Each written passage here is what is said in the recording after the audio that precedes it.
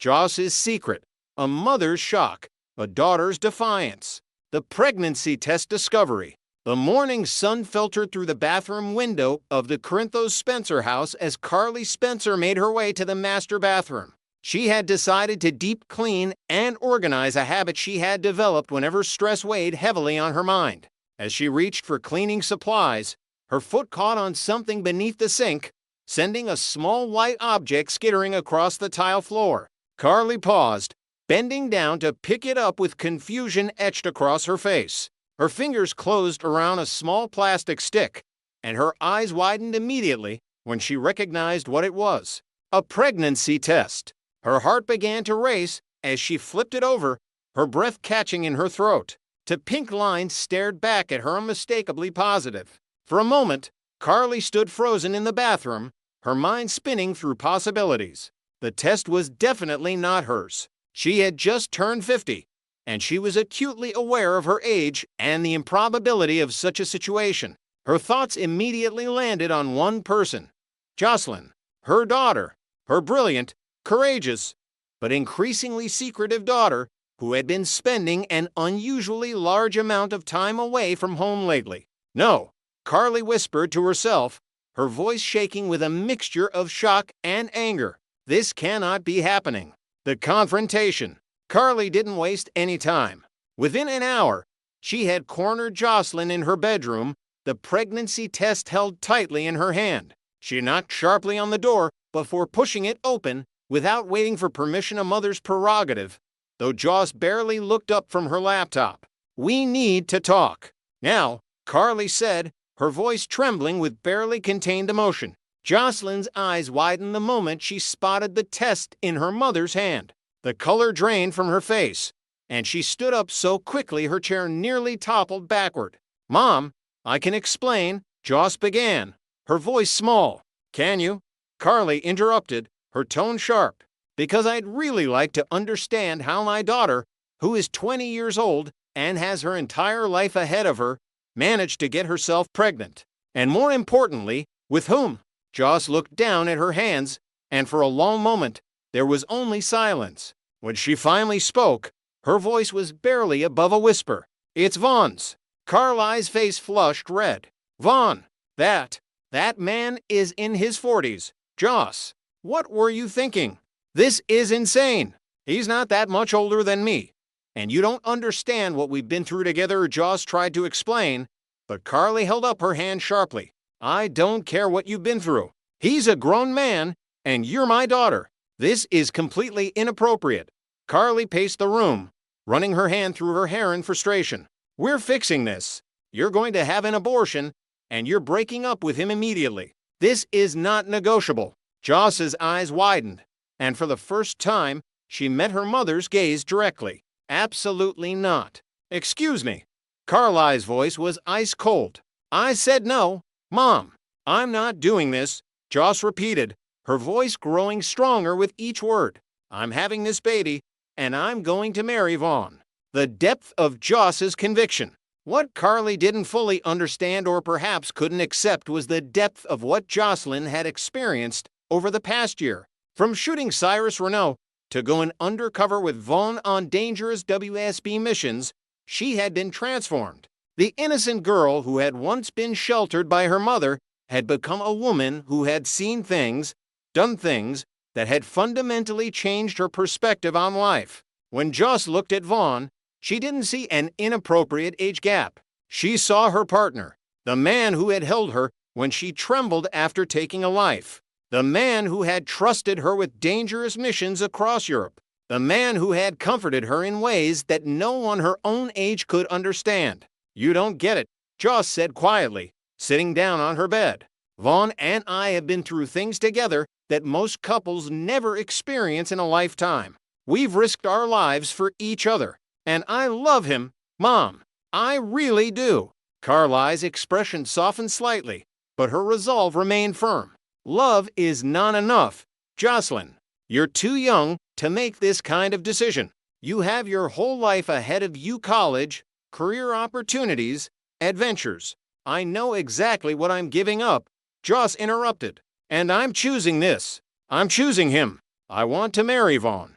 I want to start a family with him. I want a real life, not some fantasy that you've planned out for me. A fantasy. Carly's voice rose again. I'm trying to protect you from making the biggest mistake of your life. The weight of maternal concern. Carly spent the next several days wrestling with her emotions. She had managed to keep Joss's pregnancy a secret from the rest of the family, a burden that weighed heavily on her shoulders. She consulted with Jason, her oldest friend and confidant, hoping he might have some insight into how to handle the situation. She's determined, Carly told Jason during one of their private conversations. I've never seen her like this. It's like she's become someone completely different. Jason listened carefully, his expression thoughtful. Maybe she has, he said. Maybe the person she's become is exactly who she needed to be. That doesn't mean this situation is ideal, Carly, but it might mean that Joss knows exactly what she wants. What she wants is to throw her life away on a man who's old enough to be her. Carly stopped herself, unable to complete the sentence. Old enough to understand what real responsibility is. To protect her, Jason asked gently, I'm not saying this is perfect, Carly, but I am saying that maybe you need to listen to what Joss is actually saying instead of just hearing what you're afraid of. The final stand. Days later, Carly found herself sitting across from Jocelyn again. But this time the conversation was different. Carly had spent time thinking about what Jason had said, wrestling with her own fears and protective instincts. Talk to me, Carly said softly. Help me understand what you want from your life. Joss took a deep breath. I want to marry Vaughn. I want to have our baby. I want to build a life with him and maybe eventually have more children. I want a family. Mom, I know it's not what you expected for me, but it's what I want.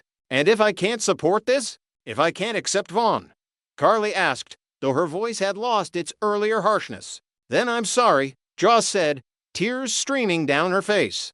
Because I'm going to do this anyway. I love you. But I love Vaughn too. And I'm not going to let fear or anyone else's expectations dictate what I do with my life. For the first time since discovering the pregnancy test, Carly didn't have an immediate response. Instead, she sat in silence, watching her daughter, this woman who had somehow grown up while she wasn't looking, and she began to understand that her daughter's journey, however unconventional, was truly her own to take. The path forward would not be easy. The family would have questions. Society would judge. But as Carly looked at the determination in Jocelyn's eyes, she began to realize that sometimes the greatest act of motherhood was accepting that your child's choices, even the ones that frighten you, are theirs to make. Jocelyn had stepped into adulthood not through the traditional milestones that Carly had envisioned, but through sacrifice, danger, and a love that had transformed her completely. Whether Carly was ready to accept it or not, her daughter had decided she was going to be a wife and a mother, and she was going to do it with the man she loved. Next, we'll dive deep into the riveting drama surrounding Detective Harrison Chase's relentless pursuit to unravel Michael Corinthus' supposedly ironclad alibi in the shocking shooting of Drew, Kane Quarter, Maine. As tensions simmer in Port Charles, Chase's unyielding quest could shatter alliances, expose hidden truths, and reshape the political landscape, all while casting new shadows over the Corinthos family empire. This intricate web of deception involves former call girl Jacinda Bracken, whose testimony might be the linchpin holding Michael's defense together or the thread that unravels it completely. At the heart of this unfolding saga stands Detective Harrison Chase, a man driven by a profound sense of justice and a personal stake that blurs the lines between duty and emotion. Chase isn't just methodically piecing together clues, he's channeling every ounce of his investigative prowess to dismantle Michael's alibi, starting with the enigmatic Jacinda Bracken. He views her claim of being with Michael during the fateful moment of Drew's shooting as a fabricated shield, one that crumbles under scrutiny. Picture Chase in the dimly lit precinct, poring over timelines and witness statements late into the night, his determination fueled by a conviction that the truth will free an innocent woman. But where exactly was Jacinda when the shots rang out? Chase's hunch points to a clandestine rendezvous far removed from Michael's side, perhaps entangled in the underbelly of Port Charles's elite circles, adding layers of intrigue to what seemed like a straightforward cover story. This isn't mere detective work. It's a crusade to pierce the veil of lies that has ensnared so many lives. Parallel to this high-stakes probe, Chase finds himself deeply immersed in exonerating Willow Tate, his ex-wife and a figure he holds in the highest regard despite their complicated history. Even as the Port Charles Police Department zeroes in on Willow as the prime suspect, labeling her the shooter in a hasty judgment, Chase dismisses it outright. He sees Willow not as a cold-blooded assailant, but as the epitome of resilience, a devoted mother to her young children, Amelia and Lily, whose days are filled with nurturing routines at the Quartermain estate rather than plots of vengeance. Chase vividly recalls Willow's transformation from a vulnerable young woman entangled in Nina Reeves's web of secrets to a pillar of strength, someone whose gentle spirit could never harbor the darkness needed to pull a trigger. In quiet moments, he envisions her reading bedtime stories or organizing family gatherings, activities that underscore her peaceful nature. Yet, the PCPD's tunnel vision ignores these facets, forcing Chase to juggle his official caseload with this personal vendetta, often burning the midnight oil to cross-reference alibis and medical records that paint Willow as incapable of such violence. His belief isn't blind loyalty, it's rooted in years of shared memories, from their whirlwind romance to the heartbreak of their divorce, convincing him that framing her would be the ultimate betrayal. Contrast this with Michael Corinthos, a man whose life has been steeped in shadows of aggression from his earliest days, making him a far more plausible suspect in Chase's eyes. Michael's past is a tapestry of turbulent events, beginning with that infamous incident in his youth when, in a fit of protective rage, he struck down his stepmother Claudia Zaccara with a blunt object, ending her threats to abduct his infant sister Jocelyn Jacks. The courtroom drama that followed was harrowing. A teenage Michael, eyes wide with the weight of his actions, standing trial amid a media frenzy, ultimately convicted and shipped off to the grim confines of Pentonville Penitentiary. Though many in Port Charles whispered that Claudia's villainy provoked the act, her history of mob ties and ruthless schemes painting her as a ticking time bomb, the stain on Michael's record remains indelible. Raised under the iron fist of mob kingpin Sonny Corinthos, Michael's world was one of constant peril, where family loyalties intertwined with criminal undercurrents. His first paternal figure, the legendary hitman Jason Morgan, instilled lessons of survival through force, from dodging rival gangs to navigating betrayals in the Corinthos organization. These experiences forged Michael into a calculated operator, one who has orchestrated corporate takeovers at ELQ with the same strategic ruthlessness he might apply to silencing a family threat like Drew. Chase doesn't hesitate to highlight this disparity.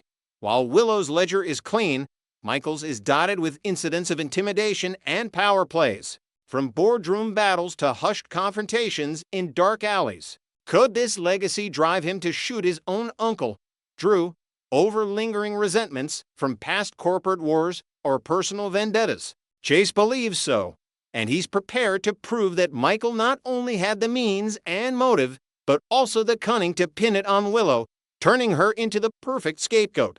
This personal mission hasn't come without friction, as Chase's inner circle voices growing concerns over his obsession. His wife, Brooklyn Quartermain, a sharp-tongued music producer with her own ties to the Quartermain dynasty, watches with a mix of admiration and worry as Chase prioritizes Willow's fate above their budding family life. Brooklyn, ever the pragmatist, reminds him during tense dinners at their cozy apartment of the risks political fallout from the PCPD brass, strained relations with mutual friends, and the emotional toll of dredging up his failed marriage. Dante Falconeri, Chase's trusted partner and fellow detective, shares similar reservations, pulling him aside after shifts for blunt talks about overstepping boundaries. Dante, haunted by his own brushes with family scandals involving his father Sonny, urges caution, fearing that targeting Michael could ignite a Corinthos retaliation that endangers them all. Even casual confidants, like spin instructor Maxie Jones or Commissioner Anna Devane, have raised eyebrows, sensing the conflict of interest in Chase's dual focus. Yet, Chase presses on, his resolve steeling against the pushback, viewing it as a necessary stand for integrity in a city rife with corruption. Imagine the heated exchanges, Brooklyn pacing the living room, her voice rising as she lists the sleepless nights ahead, while Chase counters with tales of Willow's unwavering kindness during their shared custody battles. This domestic strain adds a human layer to the drama, showing how one man's quest for truth ripples into personal heartaches. In a pivotal move, Chase confides in Alexis Davis, the formidable attorney whose legal acumen and insider knowledge of Port Charles's power players make her an invaluable ally. Over coffee at Kelly's Diner, amid the clatter of plates and aroma of fresh pastries, Chase lays out his strategy. He's meticulously tracing Jacinda's movements that night, from her luxurious penthouse to shadowy rendezvous spots, convinced her story is a meticulously crafted lie designed to shield Michael. Alexis, with her signature poise and sharp wit, leans in, her eyes lighting up at the prospect of toppling another Corinthos scheme. She's no stranger to Michael's machinations, having clashed with him in court over custody rights and business disputes, and she relishes the chance to assist. Chase elaborates on his suspicions that Jacinda, now reformed and employed at Crimson Magazine under Nina's wing, was moonlighting with a high-profile client. Her loyalty bought not by Michael, but by someone with deeper pockets and darker secrets. This revelation could torpedo Michael's defense, shifting the spotlight back to him and compelling the PCPD to revisit overlooked evidence, like ballistics reports or security footage from the Quartermain docks. Alexis nods approvingly, suggesting discreet inquiries into Jacinda's financials, perhaps uncovering wire transfers or hotel bookings that betray her true whereabouts. Their alliance promises fireworks, blending Chase's street-smart policing with Alexis's courtroom savvy to expose the fragility of Michael's facade.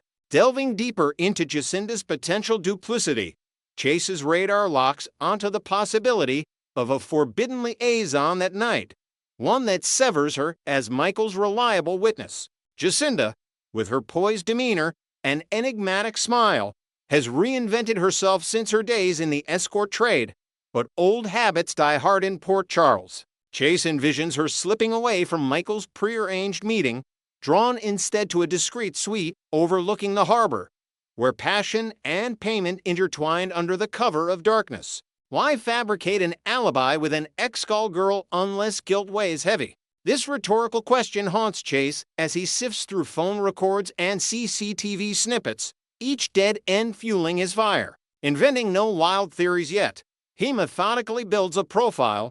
Jacinda's abrupt career pivot to Crimson suggests leverage from Michael, but her evasive glances during questioning hint at divided loyalties. Exposing her real companion wouldn't just discredit Michael, it could unleash a cascade of scandals, forcing Willow's release and reopening the case with fresh vigor. Chase's next target, unmasking that elusive client, whose identity might lurk in the echelons of Port Charles society, blending wealth, influence, and moral ambiguity. Enter Ezra Boyle, the slick city councilman and mayoral hopeful, whose timely return to the canvas screams ulterior motives amid the heated election season. Port Charles buzzes with campaign fervor, pitting Ezra's polished charisma against Mayor Laura Spencer's seasoned leadership in a neck-and-neck battle. But Chase senses Ezra's resurgence ties directly to the shooting, perhaps as the shadowy figure Jacinda turned to that fateful evening. Recall Jacinda's debut.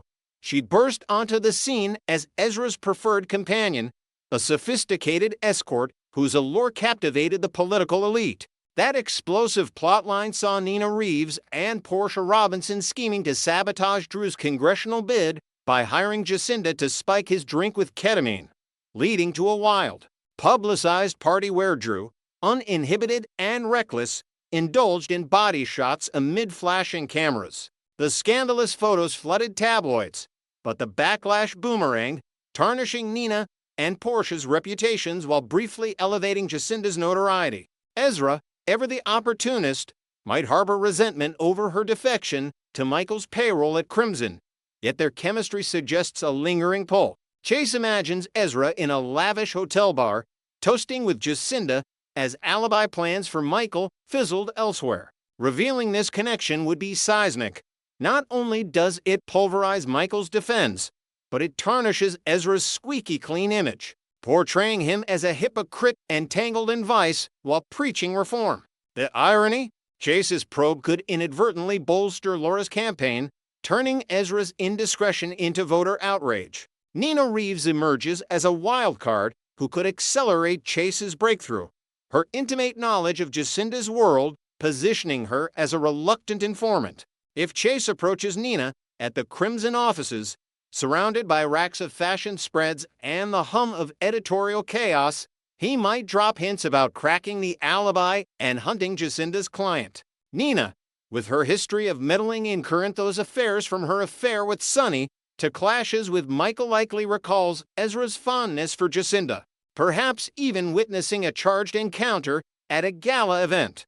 Her insight could provide the missing link, a tip about Ezra's private calendar, or a shared secret from that ketamine-fueled night.